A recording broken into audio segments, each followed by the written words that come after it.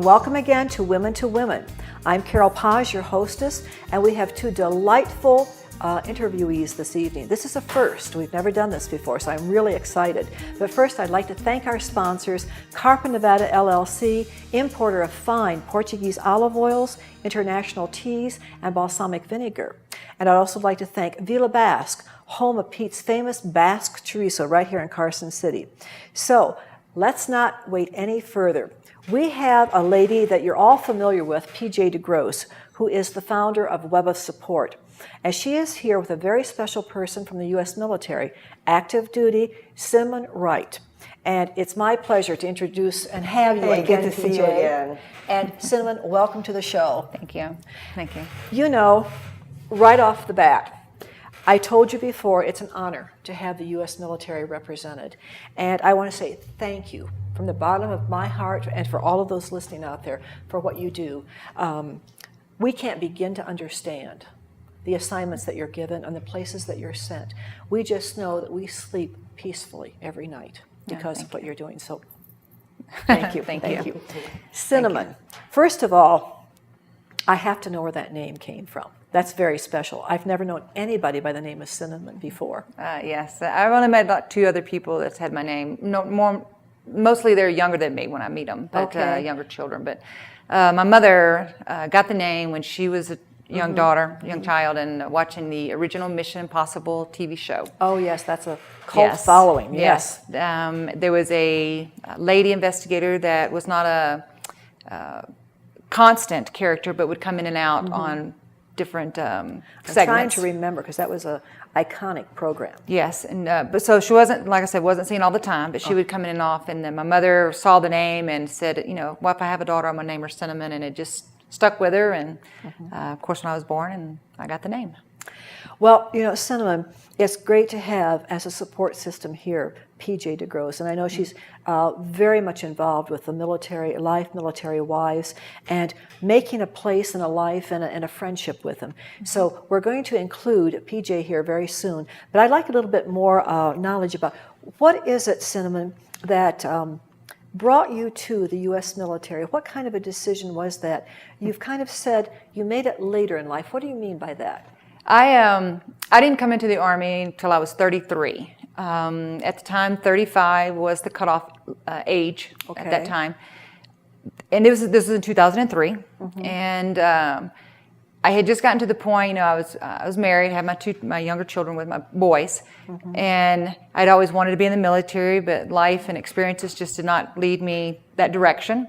And I just, you know, sometimes you just wake up one day, or you just know that you just can't give up on things that you wanted to do. And so and you can't really tell your children that you can go after and get anything you want and you can strive for this if you don't do it yourself. So I just decided one day that if I didn't join now, I'd regret it for the rest of my life. And so I went and I joined as reserves first. I had a very good job, and so I wanted to do it. I just wanted to get in. Once I was in the door, then I knew they couldn't kick me out, you know, because I was getting older. Right. And so 2 years though into that, I had decided it was either all or none. You know, I really enjoyed it, just the little bit that I had. Yes. And it really was something that, and I wanted my boys to see that, the structure and the way the Army, or any military, the way the structure is. And so I decided I either had to be all or none. I either had to give it 100% or I didn't want to do it at all. And so at 2 years, one day I went into the MEP Center on January 25th, actually, and said, I want to go full active. And they just transferred me over the very next day. And so I was active duty the very next day. And my first duty station I picked was 101st Airborne. And that's where I went. Now, okay, these two boys are watching their mother grow into and become a military personnel. Yes. What changes do you think they saw in their home? Okay. There's different things that they saw. There's military is very structured, very very timed, very very structured. PTs at this time, formations at this time. Everything is very rigid. But there's a reason for all of that. Yes, you have to be. Yes. Complacency or any of those can get you killed. So, it's rigid. There's reasons to be where you're supposed to be at a certain time, and that's it. Right. That's right. And your partners depend on that. So it's very understandable, the discipline. But you bring that home with you. And so a lot of children of military will tell my father or my mother, is, you become rigid, and, homework will be done at this time, and dinner will be at this time, and there's no real flexibility sometimes, and that can go either way. Children can like that, or children may not like that as much. So it's you just I'm not sure how to explain it, but but at the same time you're not home very often, so because you're gone a lot, and so there's that the children have to get used to too. So and it's also, I think, when you're gone, okay, you're on active duty, and right now you're on leave because you're having a vacation for a period of time. So when you are on active duty assignment again, and they're not with you, you leave behind a sense of discipline, a sense of order. Yes. And that's reassuring to them that they're doing the same things that Mom would be having us do at this time. Yes. And that's a big plus, not only right now in their lives, but down the road, because it establishes itself in them. Where have you been sent? I went active duty in 2005 in February when I started my first duty station. I actually stayed at that duty station for 6 years. And where was that? Fort Campbell, Kentucky, 101st Airborne. All right. Within 6 months, I deployed to Iraq. I was there 12 months. I came back. I was home 12 months, and then I went back again to Iraq for 15 months, and then I came back for about 14 months, and then I went to Afghanistan for 12 months. And I got back this past June 2010. And at that point, I got my next duty assignment, PCS orders, and I went to West Point, and that's where I'm currently at now. Okay, and at West Point, where you are stationed, what are your responsibilities? At West Point, I'm actually, my MOS is I'm a combat medic and a nurse. I came into the Army as a nurse. But I went and did combat medic, and then they utilized me both ways. Okay. But at West Point, I'm considered a nurse at West Point. Right. Now, you made an interesting comment a little bit earlier that you came in at 33. So tell me if my assumption is wrong. You went to school to get your nursing degree. I had that before I came in. Correct, correct. So was there something during the time that you were practicing nursing as an RN that led you to think, I can take these skills and abilities into the military? Was there something that you saw, or that you said you just felt, it was always there in you? What was it that attracted you to the military overall? Well, I'm not sure. First, I'm an LPN. I want to correct that. I'm not an RN. Okay. For me, it was just I've always known that I love nursing. I love nursing. And taking care of people, and I very much love to do that. But I've always known there's something everybody has inside them, that they know that they're supposed to do something. They know there's a purpose, and I was always looking for that purpose. What am I supposed to do? And at that time, for whatever reason it was in my life, I just knew, if I didn't go into the Army and fulfill something that I needed inside, and I'm not quite sure what that feeling was, except for that I just knew I always wanted to do that. Okay. And I wanted to give back to. Almost like there was a call placed upon your heart. I feel it was a calling. I mean, it really was, because I've enjoyed it, and I love taking care of people, and I love to help people, and it's just what I've enjoyed doing. All right, and I know that as a member of the military, there are certain areas that we can't go into for discussion, and we respect that very much. Where did your family and you grow up originally? There's an accent there. Yes, I grew up in Texas, Southeast Texas. I stayed in Texas almost 33 years, 30 years, and then when at that time, life took me in different directions, and so 3 years later, of course, I'm getting in the Army. Okay, so you didn't have that travel experience with your family? No, my family wasn't military or anything Okay. like that. Both my brothers did a little small stint in the military, but we weren't a military family per se. So we Okay. didn't travel. We lived on a farm. And All righty. All right. So you had some pretty basic values established. Yes. If you're coming from a farm, a work ethic. yes, I did. Yes, I did. Attention to details. Yes, I did. Okay. All of that seemed to fit and flow right into that dream Yes, it that does. you had. Yes, it does. Now, I'm curious about this as well. When you were first deployed to Iraq, were you stationed in and around Baghdad? No. No, you were further out. Okay. So, coming from the background that you did, what, besides adaptability to the heat, you also had to use something from home that you brought with you to accept a strange new environment, to accept, excuse me, to accept conditions that are not certainly what you even were used to having on base back in Kentucky. What were some of those things that you brought with you from home that helped you get through that first initial assignment in Iraq? Okay. I was raised on a farm, so my mother was a wonderful woman. She instilled a huge amount of values in us that you work, you earn, you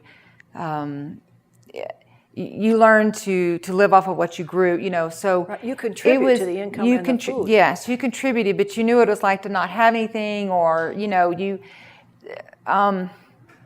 it's easy to adapt when you're used to adapting. Yes. When that's how you've been raised, to adapt to your surroundings and go with it. Not stand back and be shell shocked and just stand there and somebody help me. So my mother raised us to really take care of ourselves, and but don't get me wrong. I mean, any of these countries, it's the initial impact is it's a different place and everything, but it's the unknown, So when you go there, it's you don't have a house, you may not have running water, or indoor facilities. You may not have any of that stuff, and in some other space you may have it all. You just don't know. Right. So until you get there. Until you get there. So really, the shell shock is the unknown. What is it going to be like when I get there? Because everybody is different. There's no story that's going to be the same. And when we come back to the second half, I'd like to have PJ and you help us understand from the serving side, from the assignment, overseas, to coming back home, actually, what are we dealing with? What are you dealing with? And we will be right back to answer those questions. Don't go away. Are you looking for a healthier lifestyle? A more nutritious diet? Do you care about quality? If your answer is yes, or if you are just curious, come into Villa Basque Deli and Cafe right here in Carson City, Nevada. Discover fine Portuguese extra virgin olive oils, vintage balsamic vinegars, and a wide assortment of international health teas provided by distributor Carpa Nevada LLC. In addition to these terrific items, Villa Basque is also the home of Pete's famous Basque chorizo, handmade on the premises from Pete's secret family recipe. Satisfy your culinary curiosities. Don't delay. It's impossible to replace anybody that you love.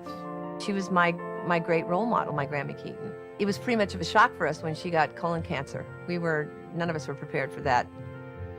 Colorectal cancer is the second leading cancer killer of men and women over the age of 50. Just get screened, okay? If I can do it, you can do it, okay?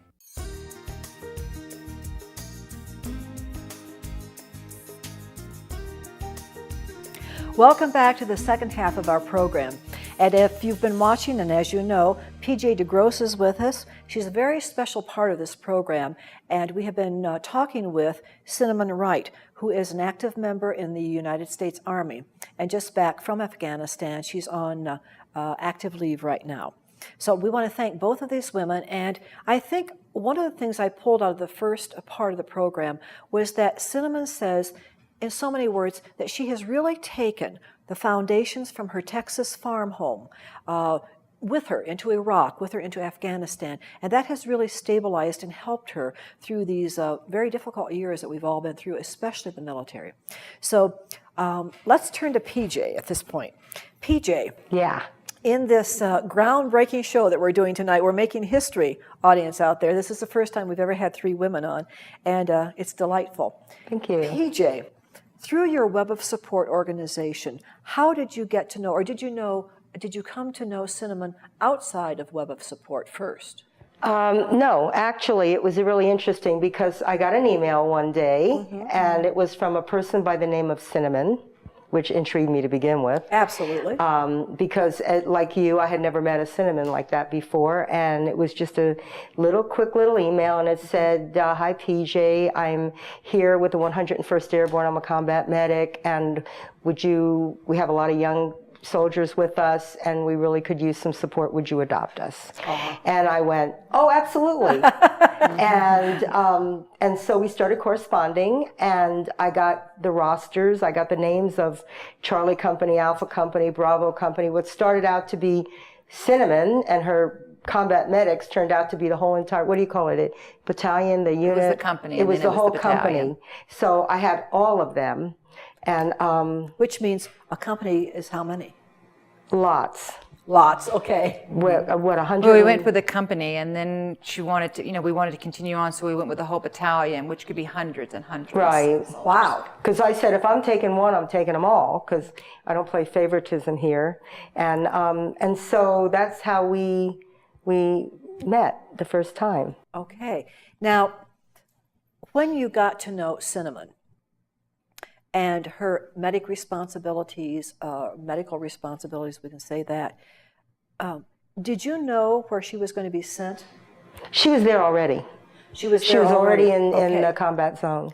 And when she came back the first time from Iraq, what happens? What takes place? How do you get to Cinnamon? How do you get to all those people that are represented in that battalion? Well, we bonded, and I really fell in love with her like an adopted daughter, and she started calling me mom, and I started referring to her as my daughter. And so we, in that first year, we really, really bonded, and we never lost touch with each other. When she went home, we still kept going on. But you went home to Texas? No, to Fort Campbell. Okay, to Fort Campbell. And then, so naturally, the next deployment, I was there because she's my adopted daughter, and then in 2009, I got to meet Cinnamon in person. People say, oh, you finally met. No, we knew each other. We had a relationship all this time. We hadn't seen each other in the physical sense other than pictures and phone calls. But I mean, I knew what she liked to shower with and what kind of sweet rolls and what kind of coffee. And just she like a knew mom. Exactly. And she knew about my family. And so, that was amazing. It was on Channel 2, actually. They came out and videoed us seeing each other for the first time. Yes. And so it's, it's not just I was there for the deployment or she needed me for the deployment. We're a family now, and we're close. And I have to ask Cinnamon this question. So when you go back onto another assignment, especially when it's dangerous, as Afghanistan could be, as Iraq was and still is, what do you take back extra with you after having been identified into the Web of Support and after having formed this strong friendship with PJ? What did you know that you were taking back this time that you hadn't taken back initially? Oh, you're taking back someone that cares about you. That yes. It is just different. You just have somebody there. You have that support. It's something that you don't have before. So, and then depending on whatever circumstance you may be in, or you could be single, you could be married, you may have a mother or father, or whatever this person becomes to you. That's who you take with you the next time. So you just know you have the support, and that's something that not everybody knows. You just have somebody back in the States who's thinking about you, worrying about you. You can call, you can email, and oh yes, it doesn't matter what time it is, and it's not always the care package. It's not, they give us things. That's not what it is. Some places get nothing. And so when a soldier gets a box and it's soap or toothpaste in it, it's not necessarily this. It's not the toothpaste and the soap. It's the box. and it's the name on the box. It says it's from PJ to me. And that person It's taking that the person. time It's, to do it's that. that personal touch. Yes, It's yes. that. You could send me a box with nothing in it, and I'm still going to be happy I got the box because I know somebody's thinking about me, and Yes, that yes. somebody really knows I'm here. And You know, And I'll tell you what, Carol, let me just interject something. Sure. It wasn't just boxes, it was boxes. One year, on the second deployment, I said, how do you want to decorate your room? Like she was off at college or something, you know? Oh, let's do the Hawaiian theme. I always wanted to go to Hawaii. So I sent her bedspread, matching towels, and what else did we say? Blow up things. Blow and up stuff. And all kinds, so the whole, and matching bath mat. You know what I mean? It was like whatever she wanted, whatever she needed. And the interesting thing about my girl here, who I absolutely adore, and I'm thrilled to have her here, is that soldiers don't ask you for things. Soldiers don't solicit you or take advantage of the good nature. It's just such a huge appreciation. And like you said, it could be a newspaper, a used magazine, a DVD that somebody donated, homemade cookie. It doesn't matter what you put in the box. It's that somebody out there is saying, and like I told you, Yes. the last time I was on your show, I made you cry, and I won't make you cry again. It's just having someone who isn't your blood family, because Yes. blood families are required or they're expected to, but someone out there who says, I support your mission, I support you as a soldier, I support you, and I will look after you and pray for you and send you things and all that. And that's what it is, really. All right, so let's say, Cinnamon, that all these things arrive from PJ. Do you share them? that's a Oh, it's funny thing you say that. She would send me boxes, and of course, all my soldiers loved when I got boxes because, you know, PJ would just send my name on it, big, huge box, but it had all sorts of stuff in it. So I would bring it into the company or wherever I was at, and I would just open up and I would just step back and say, have at it. You know, it's here, take what you want. And I would give it to all the soldiers, and then whatever was left, if there was anything left or whatever, you know, I'd just get a couple things out. And PJ would ask me one time about, you know, did you get your box, and da-da-da, and she would put stuff in there specifically for me, which, you know, and I guess at the time I didn't really know that. I was kind of more like I was just giving it to the soldiers. And when I let her know that, that's when she brought it to my attention. But I put stuff in there for you, you know, too. And I was like, oh, but I was giving it to all the soldiers, you know. And so it was, yeah, we shared it. And then if we had a lot more, we took it to, you know, we started like a, I don't know what you kind of like I won't call it a thrift store, but because it was free stuff, but I mean, it was kind of like a thrift area. Yes. And we would bring all the stuff there so that any soldiers passing through or patrol, or if they were just coming for a while on the base, you know, either or, they could just come through and they knew they could come get the stuff there. It was just free stuff that was just sitting there for them, shampoos, toothpaste, anything. Oh my God, everything. And we just had this huge area that they would come and get stuff from. And so we did And that's that a lot often. to hope and look forward to. Yes, it is. Now, I have to ask this question as well.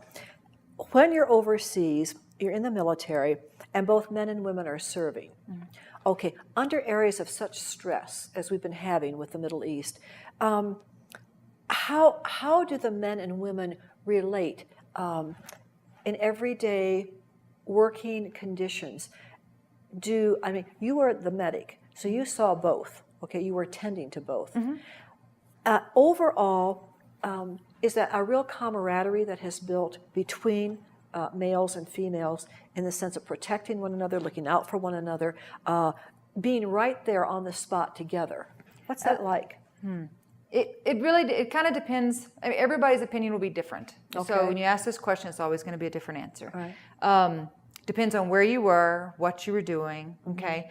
But in my case, especially during my first and second tours and what I did and stuff, there's not a gender specific. Okay. You're a soldier. You're a soldier. And it doesn't matter if I'm a female or a male or who, you do what you need to do, you depend on that person, and it doesn't matter. So there's not a gender specific. I mean, yes, okay, I go in the female latrine if there's one, but there is no gender specific. It's not in the job. Right, and we lose sight of that as a public because back in the States, we tend to see roles, and your role is a single one. It's a soldier. Let me ask PJ in this respect. What do you see in her boys that you think they see in their mommy? Oh my God, are you kidding me? Oh God, give me like 20 hours. Well, when Cinnamon came in 2009, she brought her boys. And they were amazing. And two beautiful young men, but so totally opposite. You know, we got the one who was kind of like wild and crazy. Then we have the other one who's very studious and reading all the time and studying. Academic. But they, you know, they were in our home, and even my husband said the same thing. They just blended right in with the adults. It wasn't like you had to cater to the kids or they were bothering anybody. I mean, they were so self-sufficient, and you know, and I kept in touch with them when she was deployed those 3 times, you know, kind of talking to them and what's going on, and you know, interneting with them and everything, and they took over and totally proud of what she was doing, you know what I mean? And supporting it. And absolutely 100% supportive, because I remember, I think it was the second, it had to be the second, because I wasn't around and when you first deployed the first time. But, you know, it was like, you know, take care of the car, take care of the dogs, I'll handle this, I'll handle that. And it's like, Mom, don't worry, right?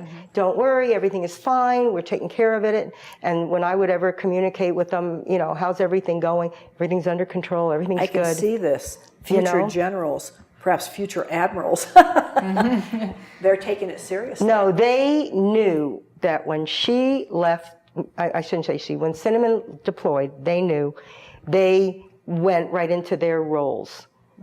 It wasn't, you know, there wasn't any, nobody said you have to do this, that, or the other. I mean, they're amazing kids, and I think it's a tribute to Cinnamon because of, you know, I mean, I could go on for like 25,000 years about this woman here. You know? Running short on time. Yeah, but I mean, you know, this is one of the things that, it doesn't happen in all cases, but it's like the benefit of caring about a soldier, that you could have the opportunity to create a bond and a relationship that far surpasses the deployment. You know? And I want to remind our listeners that you may contact us on email. That will come up on the screen. And you can also visit us on Facebook. That will come up on the screen as well.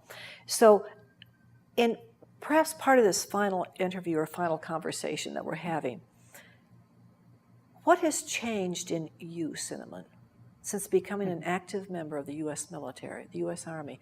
What has changed in you that wasn't there 10 years ago, 20 years ago? I'm not quite sure how to totally answer that.